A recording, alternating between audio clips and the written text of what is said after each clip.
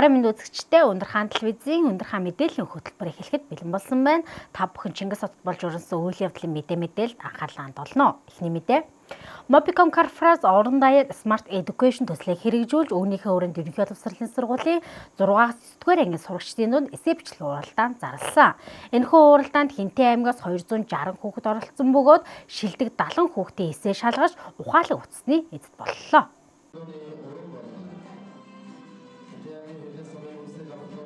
Mobicom Carrefour-ын нийгмийн хариуцлагынхаа хүрээнд эрүүл мэнд хүрээлэн буй орчим хүүхэд хамгааллын салбарт тулгамдаад буй асуудлыг тодруулж тэдгээрийг шийдвэрлэх урт болон богино хугацааны олон төсөл хөтөлбөрүүдийг хэрэгжүүлдэг билээ.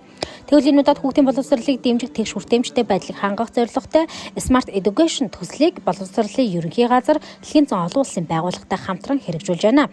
Төслийн хүрээнд орон даяар ухаалаг утсаар урамтай суралцсан эсээ бичлэгийн уралдааныг 6-аас 9-р ангийн сурагчдын дунд зарласан юм. Тэгвэл Хинтээ аймгаас суралдаанд нийт 260 хүүхдүүд эсээ бичиж ирүүлснээс 70 хүүхэд шалгаж ухаалаг утасны эзэд боллоо.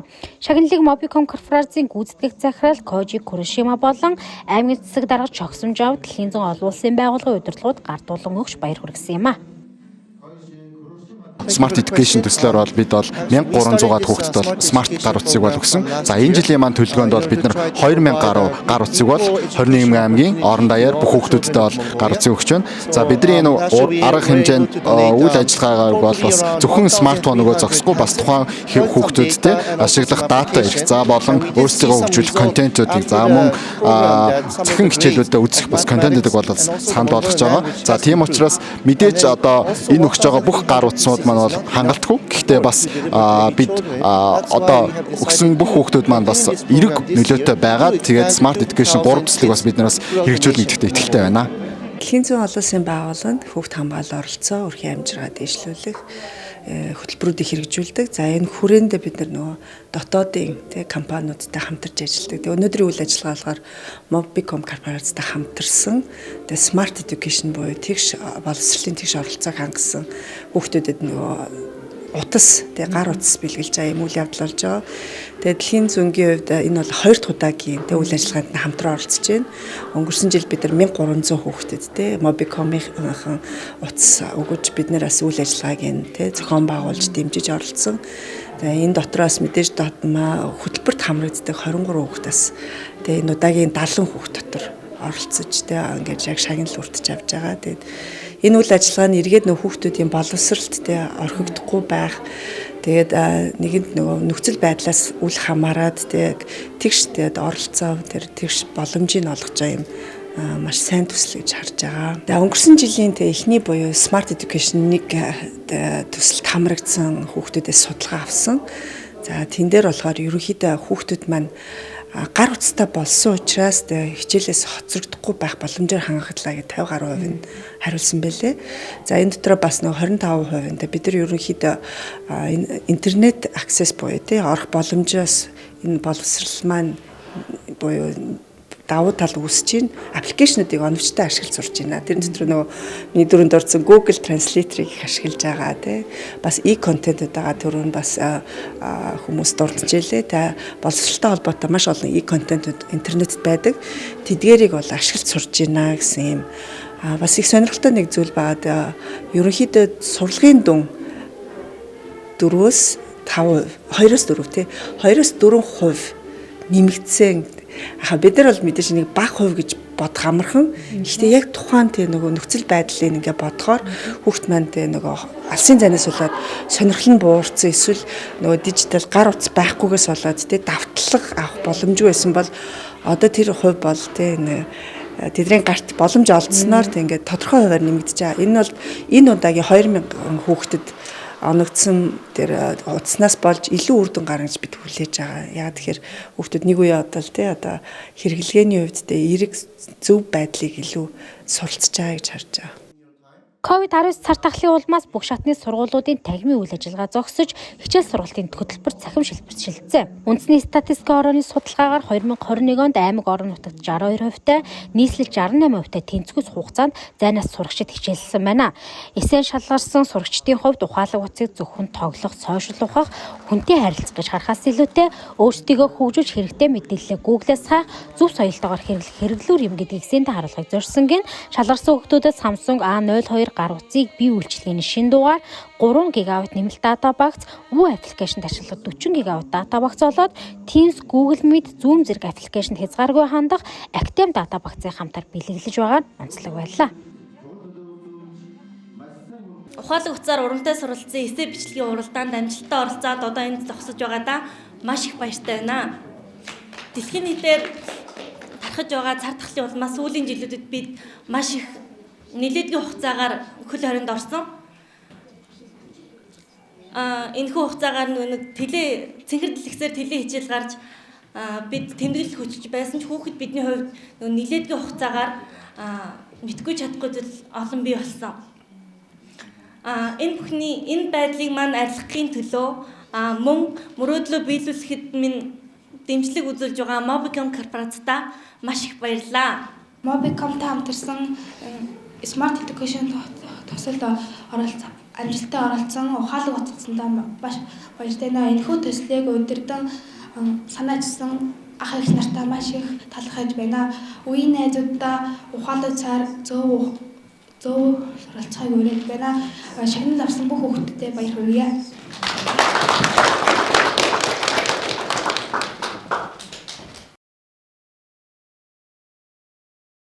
Улсын хэмжээнд интернетгүй гэрэл цахилгаангүй гэр бүлийн орчинд нь техникийн боломж нөхцөл бүрдээгүй зэрэг шалтгаанаар цахим хичээл үзэж чадахгүй 180 мянган орчим сурагч байна. Эдгээр хүүхдэд сурагчийн хүсэл эрмэлзэлтэйш техник технологийн хүртээмжгүй байдлаас шалтгаалan үеийн техникнээс тусгаарлагдах хичээлийн хоцрогдолд орох зэрэг асуудлуудтай нүүрлээд байгаа юм. Энэ нэрслэлийг багасгах сурагчдыг дэмжихэд Mobicom корпорац хэрэгжүүлж уг Smart Education төслийн гол зорилго оршин гэж үзэж байна. Мөн энэхүү төсөл нь Mobicom корпорацийн 2 дахь удаага хэрэгжүүлж буй төсөл бөгөөд дахин өргөжүүлж олон хүүхдүүд энэ асуудлыг шийдвэрлэхээр зорин ажиллана гэдгээ удирдлагын зүгээс хэллээ. Дараагийн мэдээ. Хинтээ аймагт шатрын 2022 оны насанд хүрэгчдийн улсын авах шалгаруулах шигшээ тэмцээн болж байгаа лээ. Энэхүү тэмцээнд оролцож буй тамирчдыг Монгол ахуйн малч ухааныг танилцуулах нутаг орноо үзүүлэх үүднээс Баяутаг сумын харьяат Монгол улсын хошоо авраг малчин Наран гэрэлгаа хүлээн авч хүндэтгэл үзүүллээ. Сайхан газар байна. Бид хэд чинь одоо бүгд малчин Монголын хүүхдүүд шатарчдыг маань харин хотоос ирсэн Хинтээ нутагт зашиг. Чингис Одноо шатрын 2022 оны насанд хүрэгчдийн улсын авах шалгаруулах шигшээ тэмцээн зохион байгуулагдаж 6 дахь өдөр үргэлжилж байна. Тэмцээнд мастер солтой 24 тамирчин оролцож байгаа бөгөөд хурцгаараа оюун ухаанаараа өрсөлдөж байгаа юм. Тэгвэл энэхүү тэмцээнийг аймагтаа зохион байгуулж байгаатай холбоотойгоор нутаг орон Монгол ахуйн малч ухааныг танилцуулах үүднээс Баяутаг сумын Жаргалан тоогийн малчин Монгол улсын хошоо авраг малч өөрөх Наран гэрэл гэргийн оюун туяанаар өргөө цагаан гэртээ хүлээн авч хүндэтгэл үзүүллээ. За би энэ мал аж ахуйн үйлдвэрлэл дээр 26 жил одоо ажиллаж байна. Тэгээ одоо бол хөрөг нийтэйгээ ингээд хамтаа голч ажиллаж байдаг. Тэгээ өнөөдрийн сайхан шиний 16-ны бэлэгтэй сайхан өдөр Монголын дэлхийн одоо шатрын од болсон энэ сайхан одоо олон улсууд ирж манайхаас очилж энд одоо нэгэн өдрийг хамт өнгөрөөж байгаадаа би бэлэгшээж байна, баярлж байна. Энэ сайхан одоо дэлхийн Монгол улсын дэлхийн од болсон шатарчд одоо энэ чирж манай аймгийн шатрын холбооны тэргүүн аймгийн иргэдийн хурлын дарга Хэрлэн чулуун дарга бол дарга Хэрлэн сумын шатрын холбооны тэргүүн Эрдэнэ очир тэргүүтэй ийм аймаг сумын маань удирдлагууд ирсэн байгаа. Тэгээд нэгэн өдрийг ингэж хамт өнгөрөөж хаад их баярлж бэлэгшээж байдаг та. Яг төвд байдаг улсууд бас өдөөс алхинд гарч ингэж малчин айлын аж амьдралтай байгаа хугацаанд ч гэсэн танилцж байгаа нь сайхан байгаа бах. Бид ч яхаа одоо тэгээд цагаан айдаг бол дэлгэрч байна дээ. Энэ жил сайхан эрдсэн боллоо. Тий. Тэгээд одоо шин цагаан айдагрээ дайлаад ингээд одоо хоолой хамт идэнгээд ингээд байцгааж байна. Дэлхийн од болсон энэ улсуудаа одоо ирээдүйд нь тамирчдтай баяр хүргэе, амжилт хүсье. Тамирчдын хувьд эхний 5 өргөө тоглож 1 өдөр завсарладаг байна. Тэмцээний өдрүүдэд байнгын оюун ухаанаа уралдуулж суугаа байрлалд илүү цагийг өнгөрүүлдэг учраас 1 өдрийг агаар салхинд гаж хөгжилтэй өнгөрүүлэх нь тамирчдад чухал байлаа. Мөн тамирчдын хувьд дийлэгтэй Улаанбаатар хотод байнгын бэлтгэл сургуультай байдаг учраас тэр бүр хөдөө очдгүй Монгол ахуйгаас хол байдаг гэдгийг хэлсэн юм а.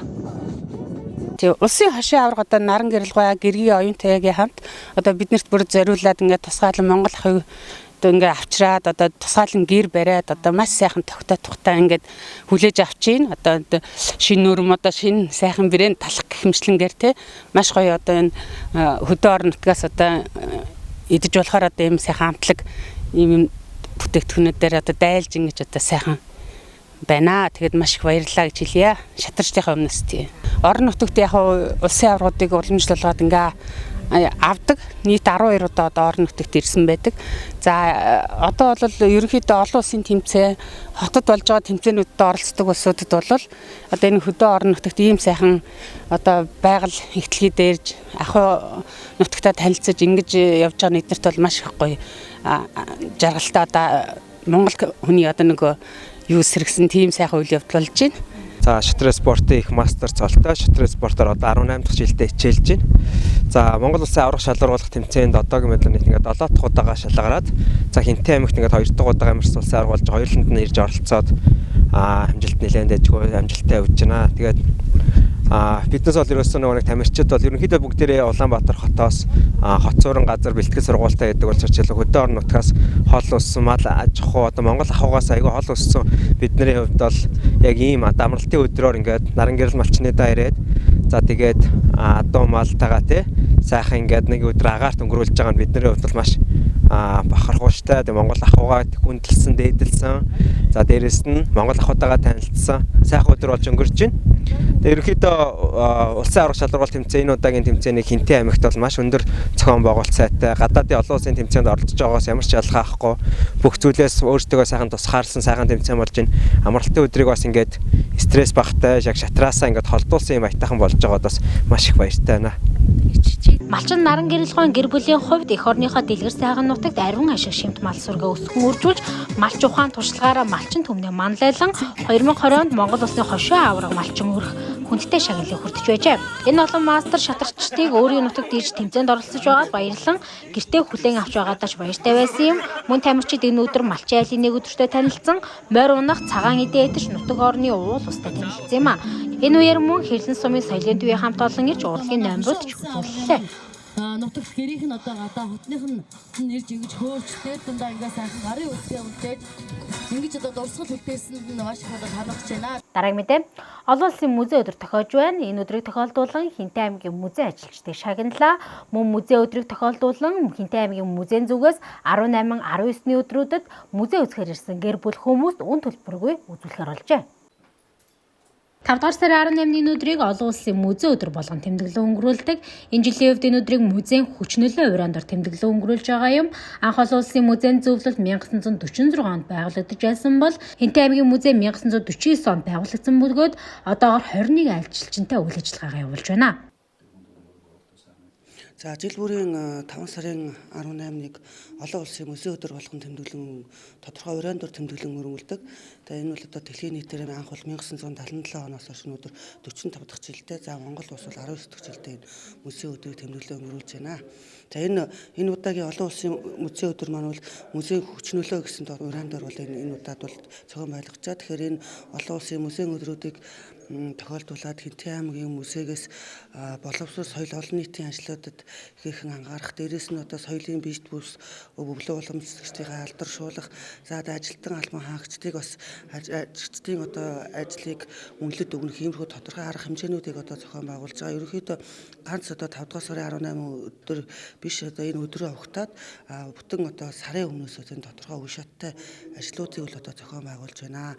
За үүний нэг юм бол одоо энэ 2022 онд бол одоо аймгийн засаг даргаас бол гэр бүл хүүхд төрөлхтөний хамгааллын жил болон зарлаа шүү дээ. Энэ одоо үйл ажиллагааны хүрээнд бид нар гэр бүлээрээ музейд гэсэн юм боловсролын ажлыг зохион байгуулж байгаа. Тэгээ нийт Энэ өдөр аймгийн засаг дарга чогсон жав Хинтээ аймгийн музейн хамт олныг хүлээн авч уулзаж засгийн газар бол аймгийн засаг дарга хүндэт тэмдгээр шагналаа. Тэгвэл зам тээврийн тэргүүний ажилтан цол тэмдгээр Балжин юм, аймгийн засаг даргын хүндэт тэмдгээр Отхон төгс Баяр цэцэг нар, аймгийн засаг даргын хүндэт өргөмжил Эрдэнэ цэцэг шагнагдсан бол Монголын залуучуудын холбооны 100 жилийн медалаар Сайн заяа, Өнөр бат, Цэцэглэг даваа, Наран тунгалаг, Бат чимэг, Мөнхбаатар, Оюун балд нар тус тус шагнагдсан юм а. Намайг Балжин юм гэдэг энэ музейд 8 дахь жилээр ажиллаж байна. Би энэ музейд 8 жил ажиллахаас 5 жил нь жолоочоор ажиллаж байгаа. Тэгээд орон нутгийн болон улсын тооллого юунд жолоочоор явдаг. Тэгээд энэ баярынхаа өдрөөр зам тээврийн тэргүүний ажилтан цол тэмдгээр шагнуулсантай маш их баяртай байна. 5 жилдээ нэг удаа үл хөдлөх хөрөнгийн тооллого гэж болдог. Тэр тооллогоор одоо бүх аймгийнхаа бүх сумдын, бүх багийн, бүх юугаар газар нутгаар явж одоо нэг үл хөдлөх хөрөнгийнхөө тооллогыг хийдэг.